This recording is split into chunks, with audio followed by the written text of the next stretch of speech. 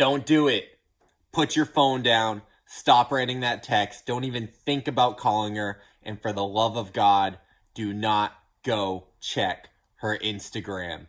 What's up, guys? My name is Derek, and I'm here to help you through your depression and your dating life because those have been the two biggest topics in my life. And I've learned a few things here and there that have helped me grow, and I think can help you as well. So today we're going to be talking about how to get over a breakup and actually move on. Listen, man, an ex is an ex for a reason. I know it hurts, especially if it's fresh, but we have to accept this fact. There's a great quote from Mark Manson that says, relationships don't end because two people did something wrong to each other. They end because two people are something wrong for each other. Let that sink in. You have to embrace this idea. You have to believe it and you have to accept it. If you're struggling with this concept, go read some of the articles on markmanson.net.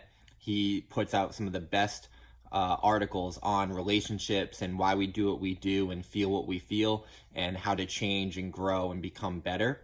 I personally credit a lot of my personal growth to reading and following Mark Manson. There's another really great book on this topic called Too Good to Leave, Too Bad to Stay that really knocks this idea out of the ballpark. And the crux of it is this: if the relationship is not right now, then it's never going to be right. People don't change, and those red flags that you're ignoring and thinking will get better over time, guess what? They don't. They're just ticking time bombs waiting to go off, and when they eventually do, we're the ones that end up heartbroken, in pain, and left to put the rest of the pieces back together. So you really have to accept this idea that the relationship is over and that it's time to move on.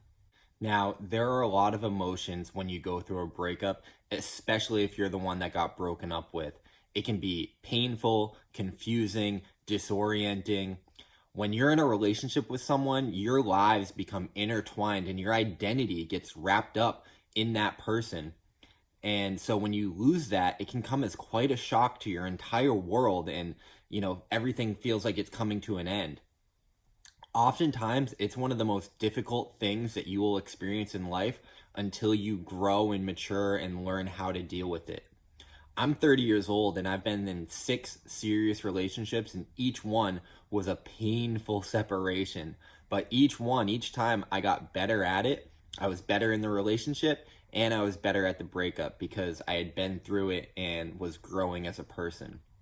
So there's a few different strategies for handling a breakup, and all of them are fantastic, but by far the best thing that you can do is not contact your ex. So let me introduce you to the world of ex no contact. This is pretty conventional advice, don't contact them, don't reach out to them. But this didn't really hit me as hard until I found the subreddit ex no contact. And it just so perfectly sums up this idea of not contacting your ex-girlfriend or your ex-boyfriend. And there's some great benefits to ex no contact that we're going to get into in this video. But first, I want to share with you one of the posts from ex no contact that really inspired me to make this video. So let's get into it. So I'm going to read this post in ex no contact and we'll go over it together. So, what I learned after going no contact with several ex-partners. Hey guys, I'm a 27-year-old guy and I managed to transcend my neediness some years ago and learned why staying no contact is so important to the recovery. First of all, I want to tell all of you that cutting the ties completely may be more painful initially, but it is a lot healthier than to keep up the on and off cycles of toxic relationships. It is a lot better to cut the ties completely because in doing this, you allow for actual healing to take place and to grow as a person from the pain that accompanies it. You are able to let go of the emotional attachments to this past relationship and to actually learn from your mistakes. While the urge to reach out is very strong at times, know that this urge is a trick on your mind and body is playing on you. It is not your ex that you want back. It is the familiarity and comfort you got used to in that relationship. And what causes you the most pain is uncertainty and fear. the fear of abandonment and never being loved again, the uncertainty of not knowing what is going to happen. Your mind and the habits you developed make you believe, feel, and think that getting back with your ex is the right thing, but it is not. Because there is a reason why the relationship ended. When you feel strong urges to reach out or to cyberstalk them, think about this. Why would you want to reconcile with an ex only to break up for the same reasons again and again? Here's the thing. You can take full control of how you react to this breakup. You can decide to let go for good and to invest the resources and energy you have in yourself, your well-being, and your future. Decide to live your life, to let that pain inspire you, to change something, and to take action. Take care of yourself by staying healthy. Know that solitude is actually a great thing and nothing to fear, and start a new beginning as a new person, a better version of yourself. Fuck, that is so good and so perfect. All right, let's talk about some of the benefits of X No Contact. I'm going to go through them a little quick, but I think that they're really powerful and I want to share them with you. And the first one is that this gives you your power back. Where your energy flows, emotion goes. So if you're still talking to your ex, if you're, checking up on their social media, following them around, you're giving them your attention, you're giving them your energy and your power. You're giving your power away.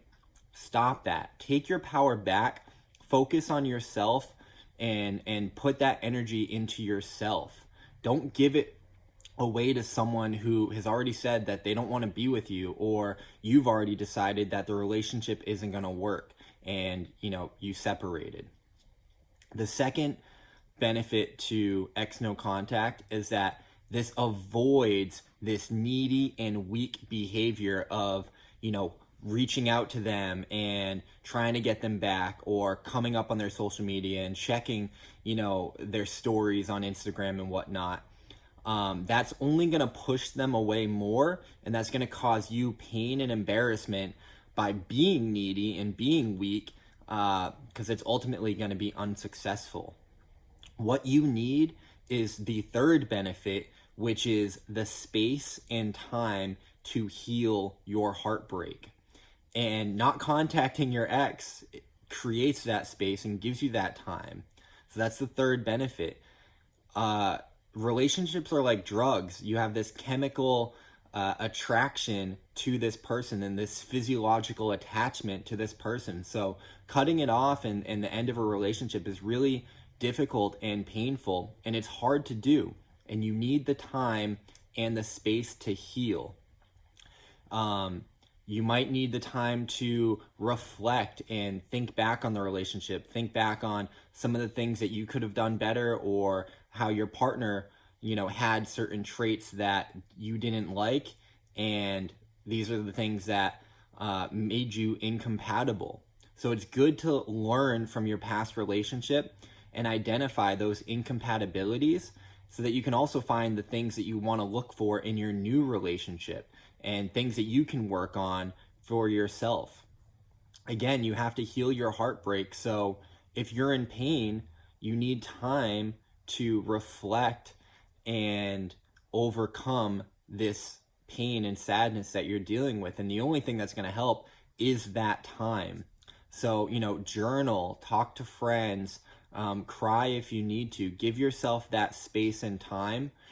Give yourself that love. That's one of the, you can't do that if you're, following your ex and scrolling down their Instagram page. That's living in the past. We need to focus on the present and look towards the future. And that brings us to the fourth benefit of X No Contact, which is it forces you to rebuild yourself. You put a lot of time and energy into that relationship, and with the absence of that, you've got that time and energy back. So it allows you to get back into, some of your hobbies, some of your, your interests. Go back to the gym, start getting in shape, and, spending more time with friends and rebuilding that relationship with yourself. Because again, when you were in that relationship, your identity was wrapped up with that person. Now you need to separate that and rebuild your identity and your sense of self without that person. Eventually, you know, you will move on and you will win the breakup. And that's the fifth benefit of X no contact, is allowing you to actually move on and forcing you to move on. Because if you don't talk to your ex for 1 month, 2 months, 3 months, 6 months, close to a year, in that time, you are going to move on. And maybe that person has moved on, or maybe they haven't. Whatever they do, that's none of your business anymore, because you're not in a relationship with them. So you need to focus on you, and you need to move on. And by moving on, eventually you'll get in a new relationship, and it'll be a better relationship because you took the time to heal and grow and identify some of the things that you want in your new relationship. And you're ultimately going to get into a happy, fulfilling, successful relationship that you deserve. You deserve the love that this person is not giving you, or that relationship was not giving you. So you deserve to move on, and you deserve a happy life. And you're not going to get that if you're hung up on your ex. So this simple rule of not contacting your ex is so powerful, because it's going to force you to do all of these things. There's one last quote that I want to share with you, because this one really hit me, and it's how to deal with your ex not contacting you, which is really painful. You want the person to think about you, to care about you, and if they're not reaching out to you and you're fighting to not reach out to them, it can be disheartening, because you're like, why is it so easy for you to not contact me when I'm like in pain over here, you know, feeling weak and feeling needy. And here's the quote. So, every time I think about you, I have to remind myself, if you wanted to talk to me, you would. Man, that hit me like a ton of bricks. It's like, I want to reach out to you, and I'm struggling not to, and I've been doing well. It's been a month. I didn't contact you, and then I had this moment of weakness, and I reached out, or I went to your social media or whatnot. But it's like, on the flip side, why am I giving you all this energy when you could have reached out to me as well? And I was the first person to reach out, and I'm the one that's, you know, looking weak and needy and you know, not moving on yet. Are you moving on? And you know, if you wanted to talk to me, you would. So the fact that you're not talking to me says a lot. Actions speak louder than words, right? And why am I going to continue putting energy into someone that doesn't want to be with me, or is not reaching out and expressing, you know, the love and affection that I'm searching for? So, X no contact, man. It is super powerful, super good. Give it a shot. Let me know how it works out. What if I don't want to give up on her? You don't call. I mean, you said I don't call if I wanted to give up on her. Right? So I don't call either way. Right. So what's the difference? There is no difference right now. See, Mike, the only difference between giving up and not giving up is if you take her back when she wants to come back. But you can't do anything to make her want to come back. In fact, you can only do stuff to make her not want to come back. So the only difference is if I forget about her or just pretend to forget about her. Right. Well, that sucks. Yeah, it sucks. So it's just like a retroactive decision then? I mean, I could, like, forget about her, and then when she comes back, make like I just pretended to forget about her? Right, although probably more likely the opposite. What do you mean? I mean, at first you're going to pretend to forget about her, you'll not call her, I don't know, whatever, but then eventually you really will forget about her. Well, unless she comes back first. See, that's the thing, is somehow they know not to come back until you really forget. Here's the rub. There's the rub. Look, man, I'm sorry we always talk about the same thing all the time. It's just that, you know, no, but you know, it's just you've been there, man, and your advice really helps, and I don't know what, you know, Rob, you're the only one I could talk to about her. Thanks. Thanks, man.